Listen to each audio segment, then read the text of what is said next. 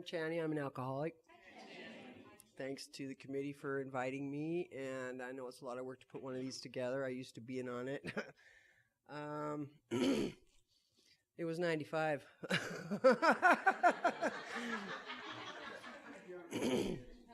Yeah, back in summer 95, we did another geographical down to Wyoming, and of course I told myself when I got to Riverton I was going to quit everything, and ended up with a third count DUI. I was looking at 6 months in jail by the time I got here officially. Unofficially, I was here since about 83. I'll just take you a little tiny bit through the childhood thing. I lost my mother when I was about 8 years old. She was in a drowning accident that we were all watching. I'm the oldest of four, and she slid down an embankment up in Great Falls into the river and never came back. And the next memory is being with the sheriff going home to tell my dad. So my memories before that are pretty here and there, and I think that's pretty normal. I don't know, but I don't remember a lot before that. After that, my dad was, and has been almost my whole life, my higher power. So I don't know when that changed, but it finally did somewhere in the program and working the steps. So the chaos that between my parents when I was younger was just a lot of fighting. I just never knew really what it was about. I just was a kid, so I remember me and my sisters and my brother were always choosing who we were going to live with because we knew it was going to come to that someday. But anyway, so my dad was left to raise four kids, and to me he was always a workaholic because he was never there. He's a plumber, but of course I'm a little older now, and I know he had four kids to support, so he had to go where the work was. But my Aunt Rosie stepped in to take care of us, and she's a full-blown alcoholic at that time, and double whammy. She taught me quite a bit about conditional love, and that was something I really had to work on. That there was a condition to everything. If she did something for you, there was always after everything I've done for you, I kind of learned along the way to quit taking anything because there was always a price on it. But then I learned how to do that. If you do this for me, I'll do that for you, and that kind of crap. But 7th grade, my dad remarried who I used to like to call the Wicked Witch of the West, a stepmother, and of course by that time I'm 13 and just a brat. I couldn't get along with anybody or anything. The day my mother died, I do remember feeling like, because I was watching the whole thing and I couldn't do anything about it. If you've ever been through any kind of tragedy, I think most of us have. That feeling of not being able to do anything about that thing, whatever it is, I turned into a very angry person. I was mad. I was really mad, and I spent my childhood and teen years being mad at everybody all the time and pushing people away and being real mean. I was a bully. I'm not proud of that, but it wasn't like I went around attacking people. I just didn't let anybody get really close. I have 2 friends to this day from the same neighborhood. That's how close I let anyone get, really. Very few and far between, but that's just me. That's not a bad thing. I had to learn to trust one person in here when I got here, though. That was my sponsor, and that was hard enough. So I mean, I got drunk the first time at 16, homemade choke cherry wine. Sat in the back of a 57 Chevy and drank the whole thing.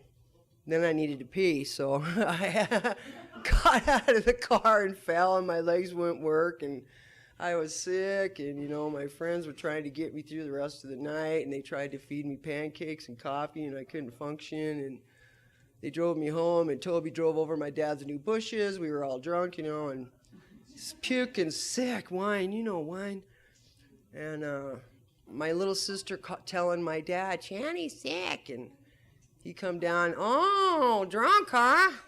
Happened to be a Saturday night, so Court's church on Sunday at 7:30. I was so sick. And of course, I'll never do that again. That was the first time I remember ever saying that. And I really didn't like being out of control. I did not like that feeling of being drunk. So it was quite a long time before a few years anyway, till I ever actually did that again. But I did find drugs. You know, we were into the Weekend Warrior, mescaline, acid, whatever. You know, for $2 you could have a whole weekend, and 50 cents in the car for gas, and we were off, and 30 cents for cigarettes and all that good stuff. So I mean, I saw some people at school in high school doing weird things on Mondays after the weekend, but it didn't occur to me to do any of that while I was going to school, so I must have been lucky somewhere along the way. But so I just did dope and drank Diet Coke for a few years. And I'm not going to say none of it was any fun, because it was. The problem with it is there was always somebody paying, because my parents never knew where I was, and they were worried and constantly. And I never hung out with a certain group of people. There was 3 high schools in Great Falls, so I had a little group at each school, so I didn't have to hang with anybody all the time. That way they couldn't get close to me. So I had 3 little groups, and depending on my mood, I would be with one group one time or whatever. And boyfriends were like that too. They were like my drinks. One was never enough. So, can't help it. I just...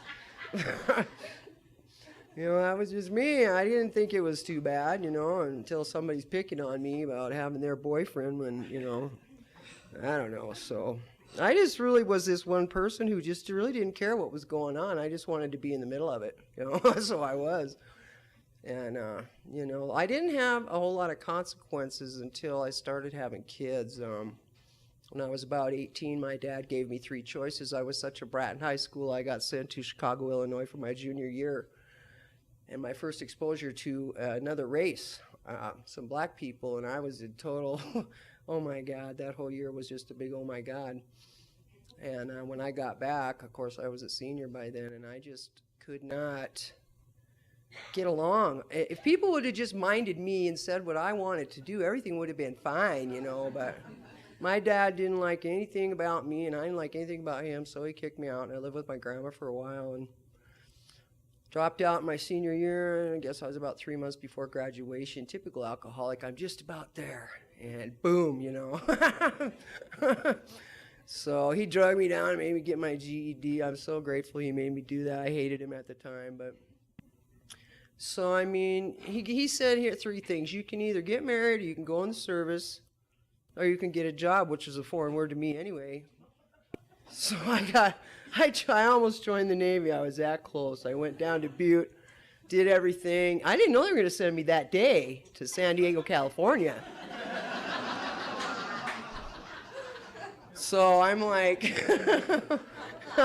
I got back on the bus and went home, and my dad's like, "What are you doing?" "I'm going to get married, Dad." So I married my high school sweetheart. Nutso. So, I mean, at this time, we're still kind of playing around with drugs and alcohol. Nothing too bad yet, It just seemed like when we had money, we partied. When we didn't, we didn't, But then we come back to Montana, big mistake. All of our friends are single, and we're back in the deal. But we're married now, and 19, and all know it all and know nothing. And, huh, Billy?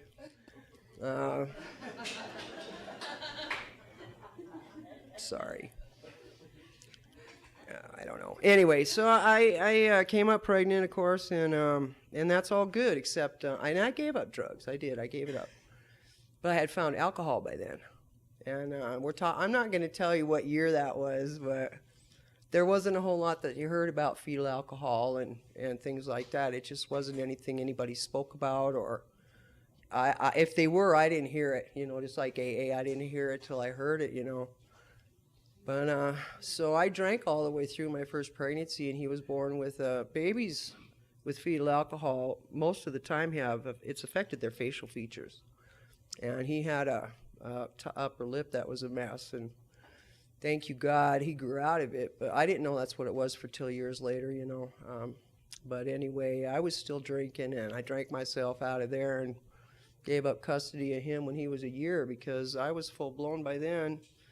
And there wasn't really anything I could do about it. I didn't know I was full-blown alcoholic, but I was, and I had to go party. So I'm grateful today for the people that took care of him when I couldn't do it. I drank about that for 10 more years, though, because every time I got sober and realized what I had done, I couldn't think about it. I had to drink. So second marriage. I have to call my poor exes hostages because they didn't know what happened. I was so out of it. And just full blown for years and years. And second son came along and same thing. I didn't think too much about giving up alcohol because I didn't think it was a big deal. And I didn't think I had a problem. I figured, because there was times when I would quit. If I felt sick, I would quit for a few days or a couple weeks or whatever.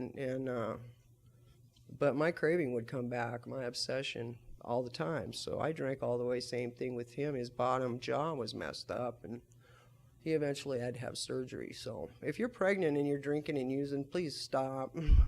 Give the babies a chance. When Billy came along, I was in AA. I had decided that maybe I shouldn't do it this time, so I didn't. And she's fairly normal. Got kind of a double whammy because both of her biological parents are alcoholics. And my biggest fear with her was that she was going to be alcoholic like me. I forgot there was a solution while I was worrying about all that. And here she is, that's a miracle. It really is. I'm really proud of her. But, I got to talk tonight about relapse because I had one. And it was horrible. About a month before my 10-year anniversary in AA, I got to back up a little bit on that because I got to tell you what led up to it. This isn't anything that I could recognize for quite a while because it happened way before I ever did it. We had moved to Hawaii for a year, and I was still pretty active in the program. When I first got here in '95, I really didn't know what the hell you guys were talking about. I didn't get it. I didn't know why I went to happy hour and went to jail all the time. I just would go, all right, you're going to go party? Go to happy hour, and I would go to jail, and I went to jail so many times and so many treatment centers. I remember my first treatment, actually my exposure to AA was the first time in '83 up in North Dakota in the state hospital. I had got second count DUI up there, and we were talking in jail about something called treatment, and it sounded good to me, it was better than jail. And so I went up in front of the judge, and I remember telling him to put me in treatment because I must have a problem because I was there for the second time in like a month in front of the same judge, and so I'm all, take me to treatment. Well, I didn't know they were going to take me right from court to treatment, but they did. I'm like, oh, I get to go home and get my stuff and and that didn't happen at all. They whisked us away, so we're on our way to treatment. I had no idea what I was doing there at all. State hospital up there, Jamestown. But I do remember the first AA meeting they took us to downstairs, and I wanted to be one of them people talking up there. They were way cool, They were funny. They had, they knew what they were talking about. I didn't think I was alcoholic because they kept telling me people like you that are normal or people that are normal don't end up in these places. And I'm like, well, I am normal. I party, but, I didn't get it, Nobody could tell me anything about alcoholism. The word wasn't in my family. It is all over my family, but nobody said alcoholic, So, I just went right over my head, and I got in all kinds of trouble the first round of treatment, no fraternizing. Well, you put alcoholics in a closed environment with each other, what's going to happen, that was a stupid rule, but of course I got in trouble right away. And I got out of treatment, and it's still not a clue what this whole thing was about. I didn't understand the first drink. I did not get that. I never had the first drink. What are you talking about? 12-pack, a bottle, a case? The first drink didn't register. I'm like, I didn't get it. It just was out there somewhere, but it wasn't in here. So it took me quite a while, several treatment centers, and not that that's a bad thing. And I remember counselors that said certain things to me to this day that make sense now. I remember one in particular. She was the only one of the few counselors that I ever went to that actually showed up at meetings. And she used to say, being convinced we were at step 3, she said that all the time. And today I understand that I got to be convinced that I'm alcoholic before I can do anything. That's it. I can't get anything else done till I actually know until I know it. So, 95, third count DUI in Wyoming. I was pretty scared. I have to. It was the first time I was ever in jail alone. They put me in the drunk tank by myself, which was before I was always with other people and other drunks and everything. And this time I was by myself, and I'm going to say it was part of my first spiritual awakening. I'm going to call it a moment of clarity because I think that's what it was. I realized that I was 40 years old, and I was in jail, and everything that I ever wanted to be, could have been, all that stuff never happened. I talked about a lot of crap, I could talk about the oil field, I could be a little chameleon, I could talk to whoever about whatever. I drank at the bars, I like the people in bars, I like the dark bars. I can't see your real face, it's nice and dark, your hair doesn't look half bad, and that's where I did drink, and after a while, there was booze in my fridge, it started showing up in fridge, and I started showing up in treatment centers and jails, and all the yets, they're called in Hawaii, you're eligible too, that's a yet, okay, talk about hardcore meetings, geez, those guys don't let you talk for a year, they're like, if you ain't here to be serious, go away. Really hardcore, especially the women, and I thought that was really cool because even over there, as rough of a time as we were having, AA was awesome. But anyway, we come back from there, and that's about when I'm going to say my relapse started because there was a lot of things I couldn't accept. Divorce, again, I'm Elizabeth Taylor with a different name, and we were broke, and I had never really worked before. I've been a hairdresser for a long time, but my job history is pretty funny, actually. It was just a job ethic that I never really had, and I've had to learn it the hard way because if you don't if you don't work, you don't eat. And I finally figured that out, nobody's going to do it for me. Just all these lessons. When we got back here, and I was very angry again. I took some girls to the book over there and got them all good, and I'm the one who's getting sick again, It's funny how that works if I don't take care of my own self. Eventually it's not going to work anymore. So what happened was I made all these plans to keep Billy going and provide for her, and I got sick. My body started giving out on me in these really weird ways, and I ended up having 3 surgeries in a row, actually 4. We were on welfare, and thank you God for the medical on that. I can't imagine those doctor bills, but I got real sick for quite a while, and here comes the pain pills, and my AA knowledge after, 10 years is like, I'm fine, I'll just take 2, and, not 1 every 6 hours, it's 2 every 2 hours, There's no such thing as 1 of anything, not 1 cookie, not 1 coffee, not 1 cigarette, not 1 pill. Oh, so I can go back and pretty well start there where narcotics for me are a no-no. And I told myself it was okay because I wasn't drinking. And about 2 years ago, I had a neck surgery that just pissed me off. I just finished truck driving school and my neck went out. In Hawaii, I bounced on my neck and crushed me way down. I think I lost 2 inches. And they had to go in and fix it. So here I am on the pain pills again. And I'm sitting around because you can't do anything. And one day I'm watching Montel, and he's got a show on pot, that medicinal marijuana.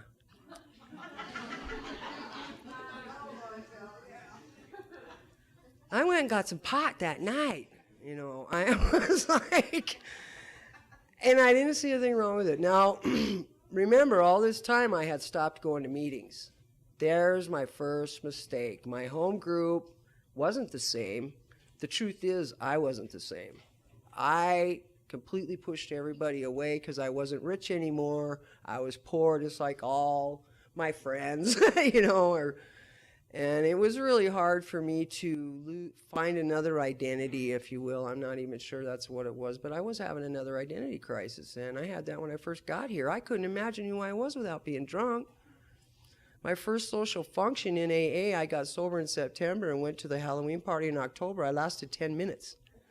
I couldn't be there. I was totally freaked out. I didn't know how to be with people. I couldn't handle it, so I left. But I just kept hanging around AA, and my biggest decision that first year, I'm sure, was what was I going to wear to the noon meeting, because that is all I could do.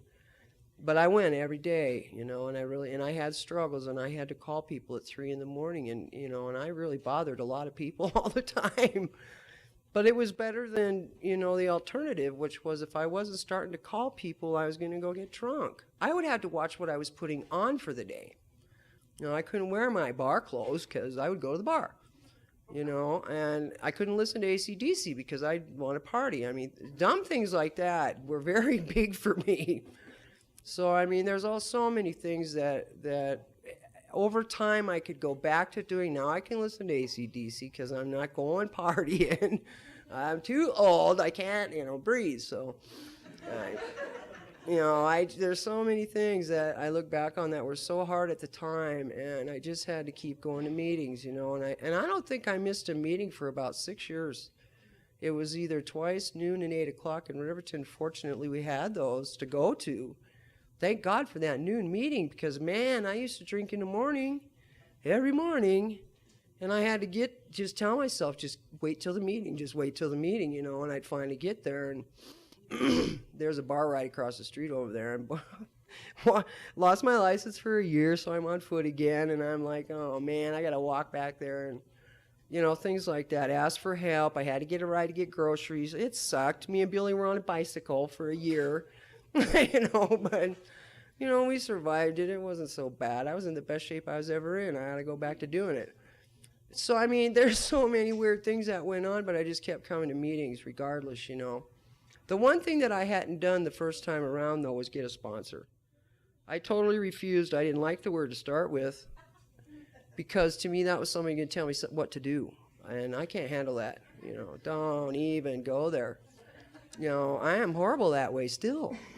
It's a little better if you're my boss. You might get away with it, but, and so I took that one more further step, because there was people who told me I would go to meetings and I would get drunk, and I would get drunker and stay drunk and go back to meetings, and for years, and I remember old Carl, he was a taxi driver at AA, old timer, and he would pack me around when I was drinking, and then I'd show up at a meeting, and I'd wait till the shakes were all gone and told myself I'll get sober and then go to a meeting, and that's so, you got to come to meetings to get sober. See, I didn't get that. No, I'll quit shaking first, and, then I'll go. So I did that a lot. Third day, I'd feel good. Alcohol's leaving my system, and after about 72 hours, my 3-day cycle, and I'd go drink again. But, I don't know. He would always just say, at least you keep trying. Because I would come back all the time anyway. We went drinking. I hated going on a hangover, but every once in a while I would, and it just took me a really long time to understand that if I put alcohol in me, I'm going to have to keep doing it. Things in the beginning, I had to watch the perfumes I use, because it'll sink into your skin and cause a craving if you don't watch it, aftershave, things like that. All that kind of crap, you got to keep an eye on it when you're first here. I had to. I kept chocolate around. Oh, man, I went through that 6 months of cookies and cakes and pies, and, it'll get better. It will. That's all I could eat was sugar. I knew sugar didn't go with beer, too. That was another helper. I didn't like anything with beer but beer. So, no food ever, until I'm keeling over and have to eat, and cooking and making a mess, and there's shit on the ceilings and everything. Your whole house is a mess from cooking dinner. We come home from the bar, Oh, my God. And I put people in my life through so much hell. They didn't know what was wrong. I didn't know what was wrong. To me, I just had to be where I had to be, which was at the bar. And nobody understood it. And I feel, to this day, I wish I could change some of it, but people got as sick as I did, if not sicker, trying to, they loved me. They loved me. They really did. And I had no clue either to receive it or give it away. It was just something that I've had to learn over time, and I'm not there yet. I heard a really cute saying the other day, by God's grace, I don't know where I'm going, but I'm on my way. That helps so much. especially these days. I have had the last couple of years of hell. But anyway, so the Montel thing, yeah, I went and got me some pot. No meetings for quite a while before that. So, I mean, I got to say one more time, until I decided to plant my butt back in here, I was out there. And it's that simple. If I don't plant my butt in an AA meeting somewhere pretty regularly, I'm going to be out there pretty regularly. So if you don't hear nothing else, hear that. So I did the marijuana thing for a few months, and I didn't think too much about it. It was costing me a lot of money that I really didn't have. $80 for a bag this big, you know, and I'm like, in high school, it was $10 for the, you know.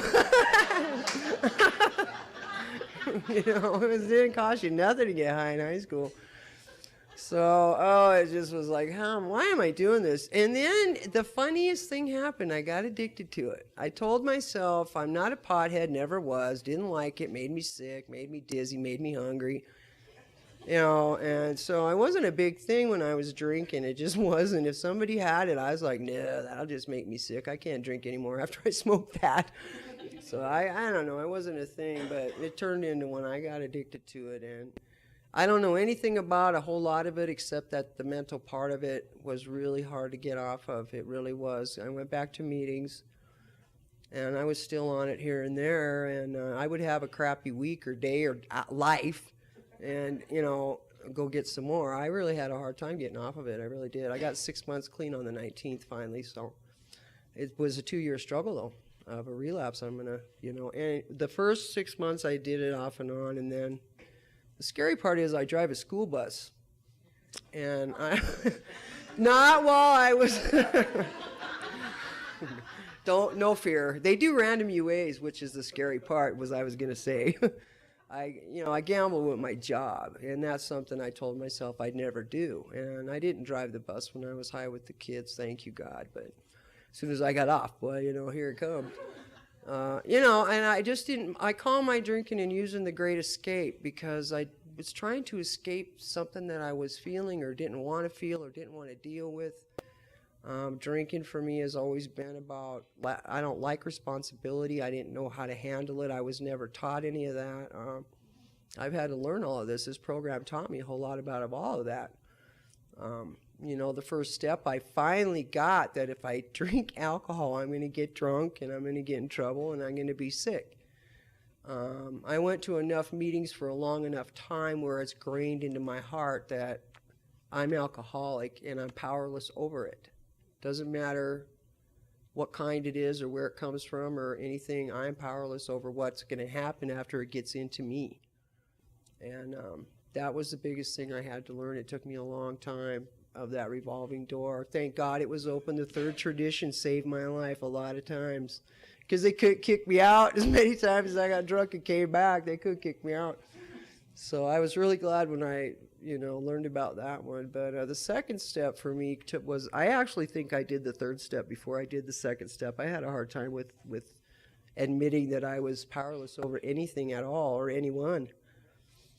I bulldozed my way through life, you know, and just being that way. And when I had to admit that I couldn't control my drinking, that sucked. Because I always told myself I'll quit in whenever I want to. I just don't want to. That's the biggest lie I ever told myself. I did the same thing with the pot, you know. I never thought I would do that. So never say never. Stay in AA and you won't have to, you know. Kevin likes to say, he says, don't just keep coming back, just stay, you know, and that's so true. Second step for me is just all about it. It's pretty simple. Insanity for me is thinking I can drink. It's pretty simple for me, and I keep it that way. The sanity part is knowing I'm alcoholic and that I need help. I could never stop on my own. Treatment centers didn't do it for me because I just played games in there. Like, I wasn't ready. So when I got ready in jail in 95, thank you God that was the last time I was in jail, was the last time I was in jail, you know, and I'm really grateful for that, because jail sucks. You know, you can't get anything done. You're trying to get everybody to do all your stuff, and you weren't doing it anyway. You know, no, I never got anything done. I couldn't get to the dentist because I was hungover or drunk. I couldn't, you know, making appointments was horrible because I could never make it, and I never called. Or, I mean, jobs is another good example. When people took the time to train me and I just blow them off, it takes a month or two to learn a job, and you just blow them off. And these employers believe in you enough to hire you, and then you just kind of, I don't like that, and, leave. And so I was an employer at one time, and I feel sorry for y'all if you're an employer, because that sucked too. Try to get people to show up for work, and all the excuses, I'm like, yeah, whatever. So the third step for me, the decision part of it is kind of funny, because I always thought that when I made that decision, I was actually doing it. Okay, God, you could run my life now. Yeah, whatever, I couldn't do that either. I didn't get it. So I got this sponsor, Becky, rest her soul. She's been gone for about a year now, but she's the only sponsor I hadn't kept the whole time I was here. And I wanted to fire her every week, but I never had the nerve. She was just Nazi AA, and I needed Nazi AA, but she said, all right, this is what we're going to do. We're going to meet once a week, and we're going to read the big book. And I had not a clue what I was doing. I'm like, okay. And I'd come meet with her, and I'd read the book, and she'd explain things, and I'd go home. I had not a clue. So we get to the fourth step. Now, the third step we did on our knees together, and I have to tell you, something happened. It really did. I didn't have the obsession to drink anymore. It was gone, and it's been gone almost all this time. The actual obsession to just have to go do it. It's not like I haven't thought about it or anything like that. And then we got into the fourth step, and I had all kinds of fun with that resentment shit. That was like, yeah, oh yeah, and she shows me the first 3 columns, and then there's your part, and I'm like, what? My part. Yeah, okay. So I'm writing, and I had my real first, I think, no, that would be the third one, experience where things just started. I had a light bulb thing, like, oh my God. My dad had been my higher power my whole life, so my relationships were based on that relationship, and on and on. My anger at him, I took out on every poor man that ever walked into my life, and I'd be nice to him for a while, and pretty soon they're getting the brunt of my anger again, and it turned out it wasn't at them, it was at him. And so, but I really did stop taking his inventory a little while after that. Step 5. See, I was doing step 5 before I was doing step 4. When I was writing that, I was like, oh my God, I can't tell her that. No, that ain't going on there, No, not that, And she was such a brat. She sits me down and she says, tell me the worst thing you ever did, you think you did, if you ever wrote it down or not. Tell me right now. So I had to tell her the worst thing I thought I ever did, which kept me drunk forever, and she's laughing at me, and I'm like, oh my God. So the rest of it was easy after that. She shared something with me first, and then I'm like, cool. I'm not that bad. She tells me the joke about the chicken, Well, I had a chicken, and I, did a little thing with the chicken, and she says, well, mine died, did yours? And like, she told me a lot of stuff during that 5th step, but it didn't take very long, and during that 5th step, I felt all that crap go right out of my body. It was so cool. It was so cool, it just left. So I'm done, right? I got the 5th step done. So I'm done, I'm cool now. So there happened to be a convention, I think it was over here, during that first year, because she got me writing the big book right away. So 3 months into this, I got my steps done. But what happened was I caught myself treating people the way I always had. Okay, the 4th step. Here's the problem. You know,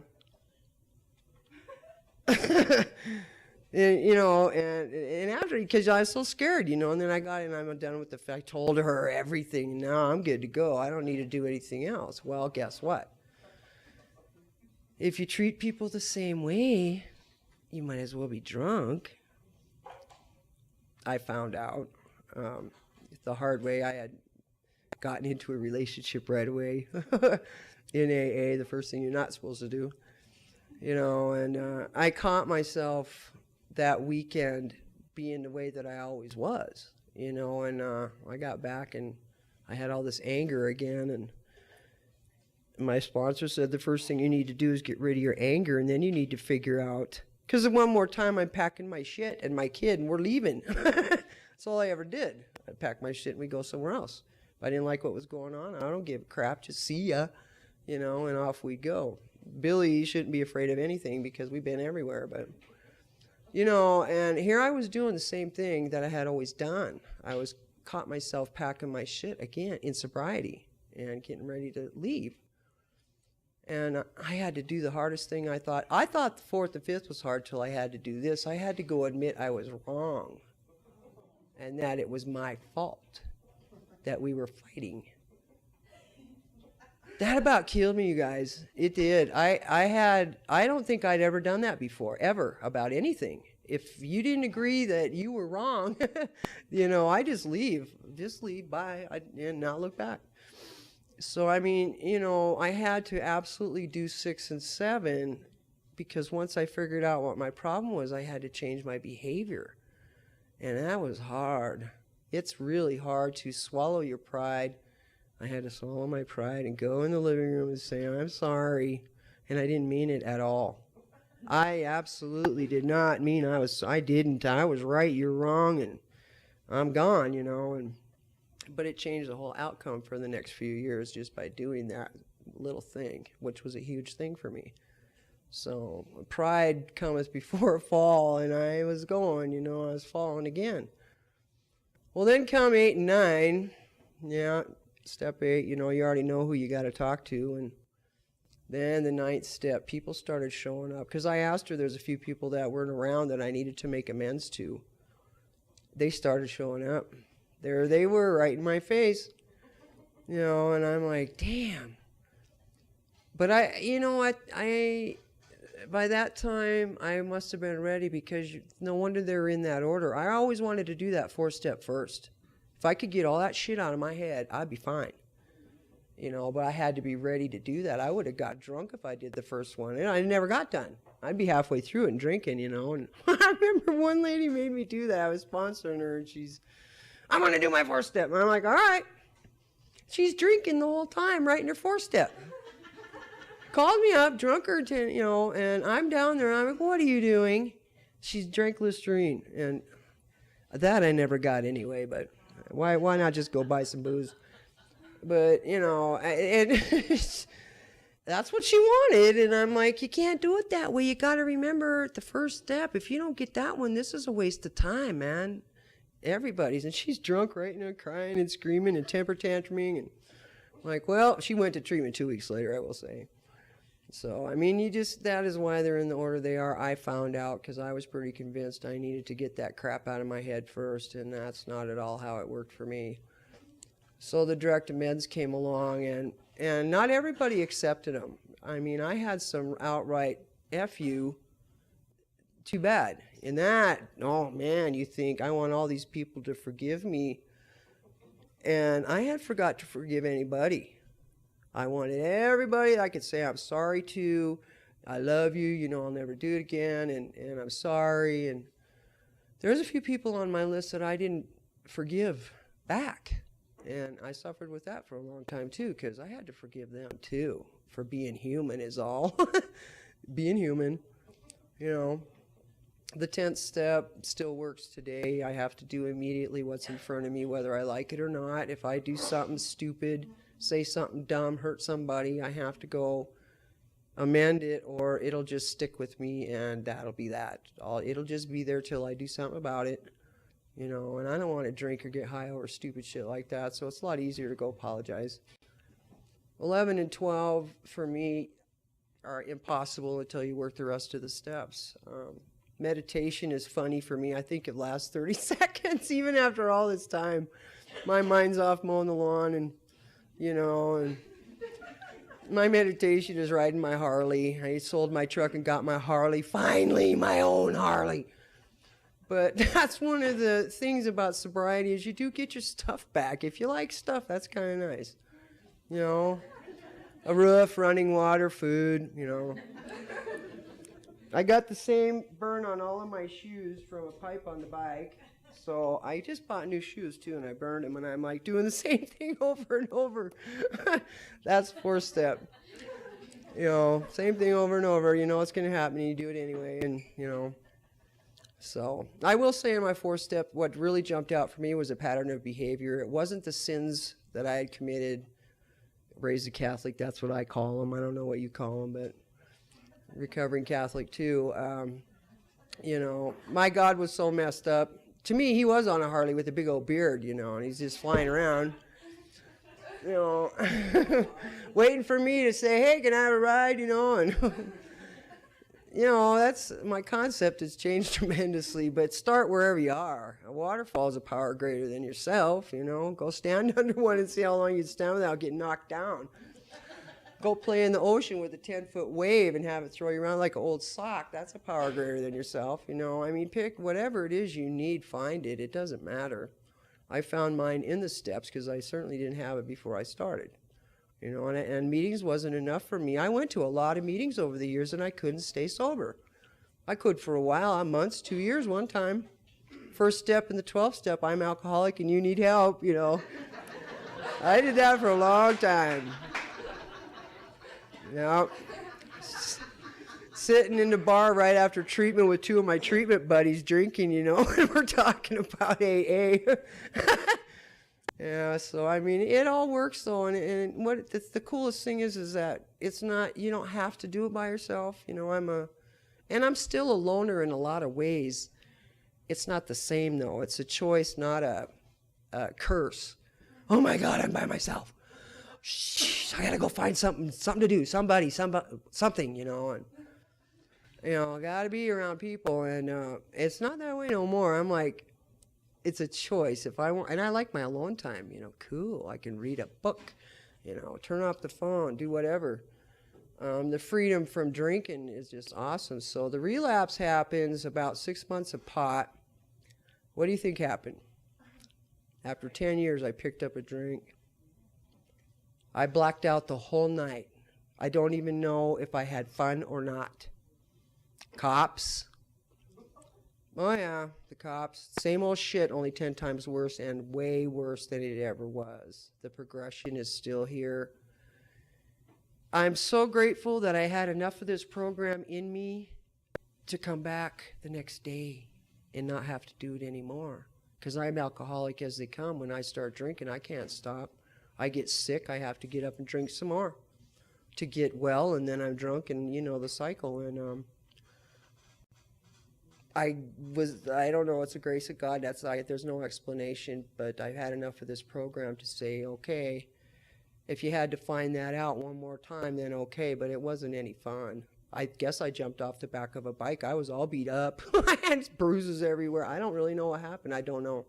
I never will know because I'm a blackout drinker from way back. So I was fortunate enough to go back to meetings, and by going to meetings, I could let go of all that, the pills and the pot and all of it, and it hasn't been easy because the disease got me in the head.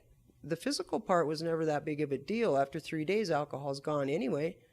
Pot's worse because it's there for 30, 60, 90, depending on who you are, I guess, but pills, there are other kinds of pain pills besides hydrocodone and Lortab and, those kinds of things. And I had to ask, please don't give me the good ones.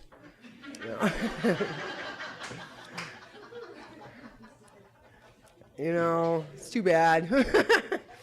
But all that is, for me is another escape. I'm not wanting to deal with reality because reality can suck for a long time, every day for a long time, And Clancy talks a lot about perception, and I laugh about some of my perceptions about people because they are completely off. After I get to know them, I get first impressions and they stick, and I'm like, oh my God, somebody will make me mad. And here's the thing I need to do, though. It's either something I already did or acted that way, or I'm doing now, or I'm going to do. And because people rub me the wrong way quite a bit. And I just, alcoholics are so funny because we all have the problem. you know, but we're all so different with backgrounds and colors and men, women, and, you know, gay and straight and whatever. But with that common bond is what's so cool, because you guys are the only ones that understand me. My dad don't get it. He forgot I got sober, you know. You know, then the pats on the back, don't expect those either, you know. Good for you, you know. You wait and wait and wait, and you just don't get it, you know. And you're like, geez, do you want me to go? The emotional blackmail. Do you want me to go get drunk then?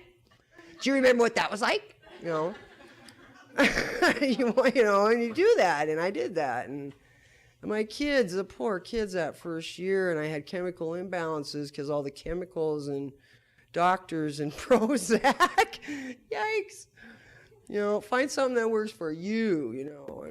And I worked very close with the doctor because I was going insane, but I didn't want to drink no more. I didn't want no more drugs and all this. And she sent me to a shrink, and he says, if you had diabetes and I told you to take your things every day, would you take them so you wouldn't die? And I said, yeah. And he said, take your pills. So I take one pill every day. Little tiny thing, you know, and I'm okay. So, I mean, whatever. But that's what the doctors, you know, take as prescribed thing and checkups. So, I mean, I don't know. Just keep coming back. If you go have a relapse, I never thought that would happen. I had so much in my head. I don't need meetings anymore. I got it. I'm powerless. I got it. You know, I don't need to hear it. I got it, you know. The big book's got 3 inches of dust on it, you know, and 12 by 12, you can't even find that, and, you know, stuff like that. It's all there for me, and it happened to me, and it really, I am very lucky, because so many of my friends went back out, and they didn't come back. They're still out there, and they can't, the disease got them again, and it's very scary. The thoughts, you know, I'm just going to go get drunk tonight, and I'll go back to AA tomorrow. That don't work. It didn't work for me, so I don't know. I'm glad you guys are here for me tonight, because if without you, I am a sorry case, a menace to society and employers and daughters and sons, and, you know, they're all doing fine. Mom still needs work, so I don't know where I'm going, but I'm on my way. Thanks.